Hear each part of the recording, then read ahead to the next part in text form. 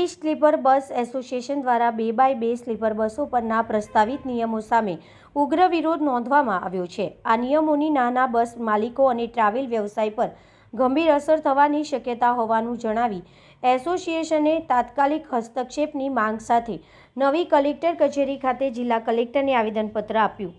2x2 sleeper બસો પર લાગુ થવા જઈ રહેલા પ્રસ્તાવિત નિયમોને લઈને ટુરિસ્ટ સ્લીપર બસ એસોસિએશન દ્વારા ઉગ્ર વિરોધ નોંધવામાં આવ્યો છે। નવી કલેક્ટર કચેરી ખાતે એસોસિએશનના પ્રમુખ ધર્મેશ દરજી, ચિરાગ પટેલ, વિશાલ પટેલ, જયમીન શાહ સહિતના બસ સંચાલકો દ્વારા જિલ્લા કલેક્ટર અનિલ ધામેલિયાને આવેદનપત્ર આપી રજૂઆત કરવામાં આવી હતી। આવેદનપત્રમાં જણાવ્યું હતું કે દેશમાં હાલમાં 2 પ્રકારની સ્લીપર બસો કાર્યરત છે।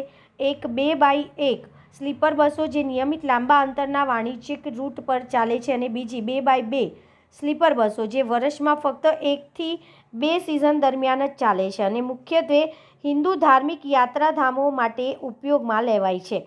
એસોસિએશન દ્વારા જણાવ્યું હતું કે તાજેતરમાં રાજસ્થાન સહિત અન્ય રાજ્યોમાં થયેલા અકસ્માતોમાં 2x1 સ્લીપર બસો સામેલ હતી, જ્યારે 2x2 સ્લીપર બસોને તેમાં કોઈ સમાવેશ નથી। આવી સ્થિતિમાં બંને પ્રકારની બસો પર સમાન નિયમો લાગુ કરવાથી તથ્યોની અવગણના થાય છે અને નાના બસ માલિકો તથા ટ્રાવેલ એજન્ટોને અન્યાયી રીતે નિશાન બનાવવામાં આવે છે। સંચાલકોનું કહેવું છે કે હિન્દુ તીર્થ સ્થળો માટે પણ બસ પ્રવાસ સૌથી સસ્તો, સલામત અને સુલભ પરિવહન સાધન છે અને જો આ નિયમો અમલમાં આવશે તો અનેક લોકોની રોજગારી પર સીધી અસર પડશે। આથી એસોસિએશને સરકાર પાસે તાત્કાલિક હસ્તક્ષેપ કરી પ્રસ્તાવિત નિયમો પર પુનર્વિચાર કરવાની માંગ કરી છે। સરકાર સામે અમારી માંગણી એવી છે કે જે સરકાર એવું કહે છે કે 2x2 સ્લીપર બસો બંધ કરો। હવે એ સ્લીપર બસો અમે હાલમાં જ બનાવી છે અને એનો ખૂબ મોટો EMI છે। સાહેબને એવું કીધું કે આ સ્લીપર બસો અમે તીર્થયાત્રી ફેરવવામાં યુઝ કરીએ છીએ। એમાં ગરીબ વર્ગ, ખેડૂત વર્ગ, મજૂર વર્ગ, આ દરેક યાત્રી આમાં સસ્તી અને સુંદર આયોજન સાથે અમે તીર્થયાત્રા કરાવીએ છીએ। જો આ સરકાર આ બસ બંધ કરી દેશે તો યાત્રિકોને યાત્રા કરવામાં ખૂબ તકલીફ પડશે। તો સરકાર કને માગણી છે કે અમારી 2x2 સ્લીપર બસ એડ એઝ્યુઅલ રવા દો। મારું નામ ચિરાગ કિશોરભાઈ पटेल।